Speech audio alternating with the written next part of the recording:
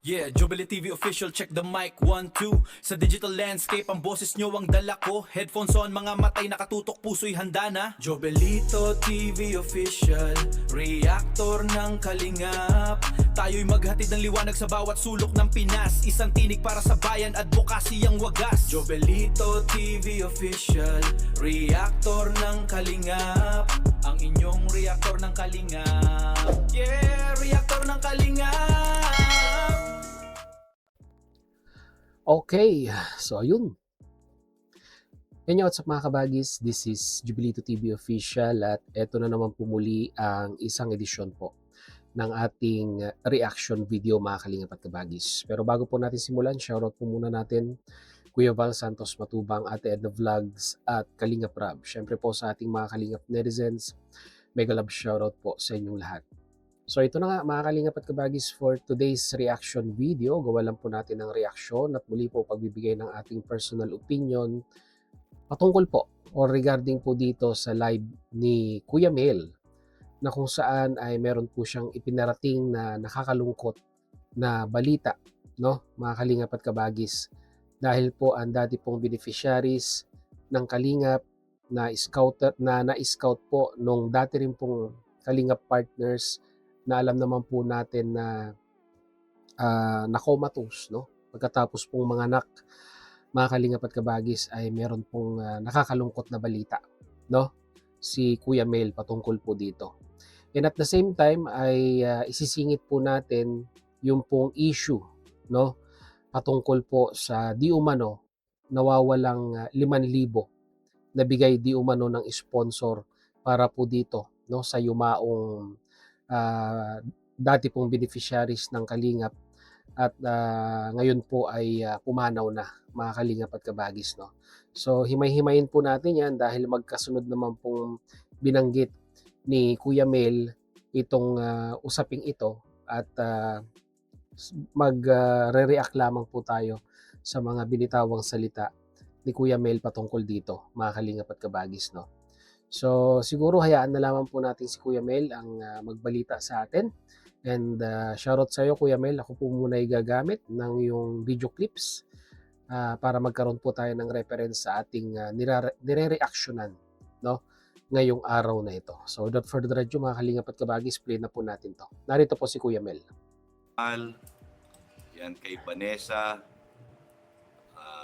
gusto ko lang pong ipaalam sa inyo na si Vanessa po ay pumanaw na ngayong gabi, mga around mga 9 o'clock PM po, almost 9 o'clock PM.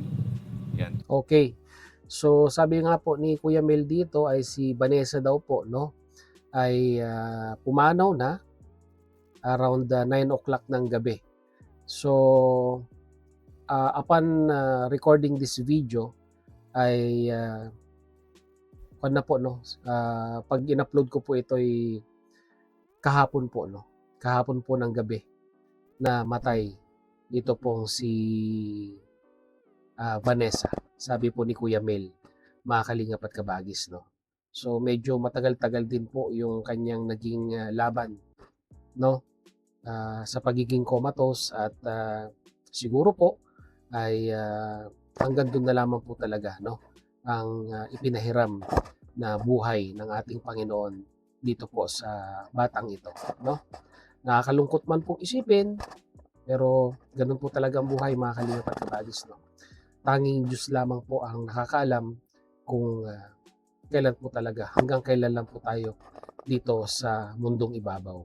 Rest assured, no, mga kalingap at kabagis, ay alam naman po natin na nasa mabuting pangangalaga na po siya ng lumikha po sa kanya na kung saan ay yun po yung ating Panginoong Diyos, no.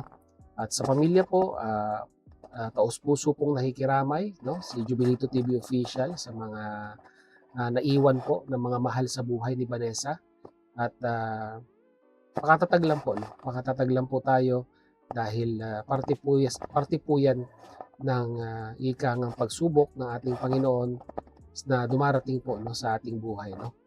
Kaya magpakatatag at condolence po, no, sa pamilya. So, yun, no, pagpatuloy po natin mga kalingap at kabagis, no. pumanaw na po siya. Yan, ito po ay ipinaalam sa atin ng isa sa pinakamalapit niya na kaanak. Ano po? Siya po ay pumanaw na ngayong gabi mga alas 9 or bago mag alas 9. Yan. Around 8 and 9 p.m. po ay pumanaw na siya. So ngayon po ay dinala na siya sa morgue. Yan po.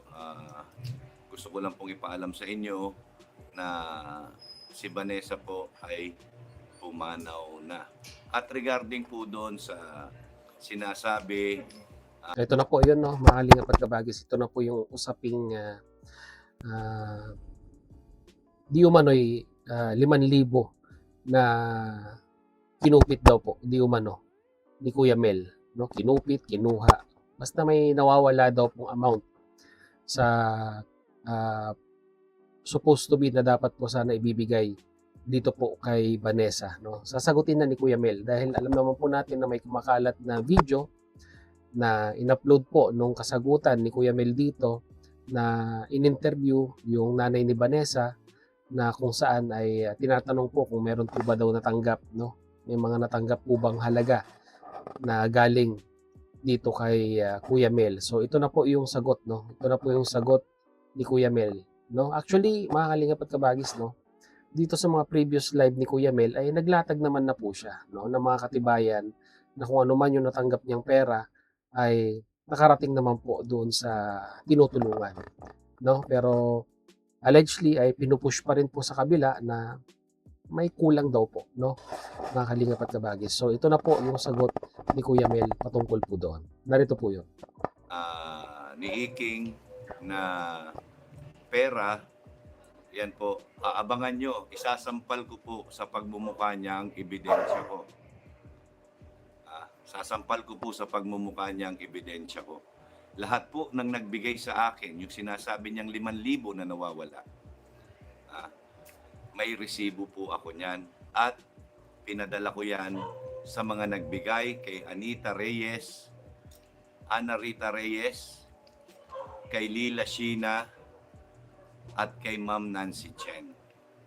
Ipinadala ko po lahat ng resibo ko. Kaya abangan nyo, isasampal ko sa pagmumukha niya ang sinasabi niyang ninakaw ko na 5,000 piso.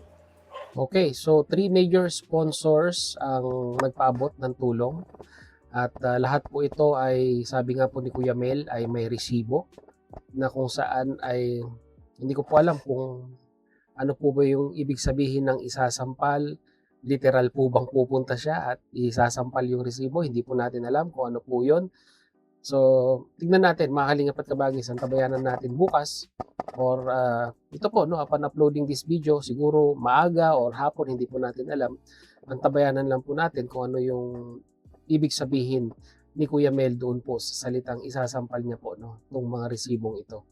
Dito po sa naghahanap, no, naghahanap ng kulang na 5K na bigay di umano ng mga sponsor. Okay, so pagpatuloy natin. Ikaw, Iking, sana makonsensya ka. Yung mga tulong na yan, lahat yan natanggap. Puro kasinungalingan yung mga pinagsasabi mo sa paninira mo sa pagkatao ko na ako ay magnanakaw at nangungupit ng pera na galing sa sponsor. Wala kang resibo dyan. Ang resibo na ipinakita mo, ang sinabi ng nanay, nung nagpunta ako nung araw na yun siguro, pumunta po ngayon. Ngayon pa lang nagpunta. Pero yung mga nakaraang araw, tinanong mo ba? Di ba hindi? Abangan mo, ako naman ang magsasampal sa'yo ng ebidensya mo. Napakawalang yamong tao. Wala kang konsensya. Ginawa mong views ang paninira mo sa akin diyan sa 5,000 hinahanap mo na natanggap mismo ng nanay ni Vanessa. Gagawin kitang mukhang tanga ngayon Diyan sa pinakita mong resibo mo. Mhm. Sabi mo matalino ka. Tanga ka pala. Pasensya na po. Yan lang muna ang sasabihin ko sa inyo. Sa ngayon po, gusto ko lang pong ipaalam sa inyo, baka hindi pa po nila alam, ipaalam nyo na rin na si Vanessa po ay pumanaw na. Ngayon, yung sinasabing pagnanakaw ko sa 5,000 piso, total naglabas siya ng ebidensya niya na pasabog niya daw. 'Di ba? Wala bang ibang mas malakas na pasabog? Ako ang magpapakita sa iyo bukas ng ebidensya. Abangan mo. Okay. So yun mga kalingap at kabagis, no? Talagang hindi pa tapos itong issue between Kuya Mel at dito po sa dating kalingap partners, mga kalingap at kabagis, dahil sabi nga po, siya naman daw po ang magpapasabog, no, ng kanyang mga hawak na ebidensya na yun nga po, yung pera ay natanggap nung tinutulungan or yung tinutulungan, mga kalingap at kabagis, no. Ito, ganang sa akin lang, ang masasabi ko lang po dito, total ay nagkabitawan na ng mga hindi magagandang salita dito po sa social media. At malamang sa malamang po ay malabo pong maareglo ito based from the history itself na nangyayari ngayon. Para sa akin po, ang masasabi ko dito, idaan na po sa idaan na po sa tamang proseso para magkaalaman, magkaharapan, no? Kasi mahirap naman po yung lagi lang po tayong nagpapatutsadahan dito po sa social media regarding sa usaping iyan, lalong-lalo na po pera. Tapos nasabihan pa si Kuya Mel ng sabihin na nating pasok sa banga ng mga salita, na sabihin na nating ikasisira ng pagkatao ng isang individual, ay gawin na po natin yung pinaka-basic na proseso, no? Para mapag-usapan at ika nga ay makorek na ito once and for all. Ano po yun? Mag-usap na lang po sila sa barangay, no? At least meron pong lupon na mamamagitan at titimbang ng mga bagay-bagay at magsasabi kung sino po ba talaga ang nagsasabi ng totoo, no? Base sa mga ilalatag na sabihin na nating ebidensya na magpapatunay na magpapaabswelto or ika nga'y magdidiin sa kanila sa usaping ito, mga kalingap at kabagis. Kasi kung tayo ay patuloy lamang pong magbabakbakan, no, magbabatuhan dito sa social media, 'di ba? Ay sa tingin ko po ay wala po tayong mararating, no, mga kalingap at kabagis, no. Kaya siguro sa side ni Kuya Mel, total siya naman po yung naaargabyado ngayon as of now, pangunahan na ni Kuya Mel na magsampa ng reklamo sa barangay at magharap-harap sila, 'di ba? Once and for all, para matuldukan na yang usapin na yan at malaman na po, no, ng sambayan ng people or netizens kung sino po ba talaga ang nagsasabi dito. Nakakalungkot lang po isipin, mga kalingap at kabagis, dahil supposed to be dapat tulong po yan, no, dun po sa pumanaw na dating kalingap beneficiaries na na-scout po, no, nung dating kalingap partners. Di ba? Wag na po na sana nating yurakan yung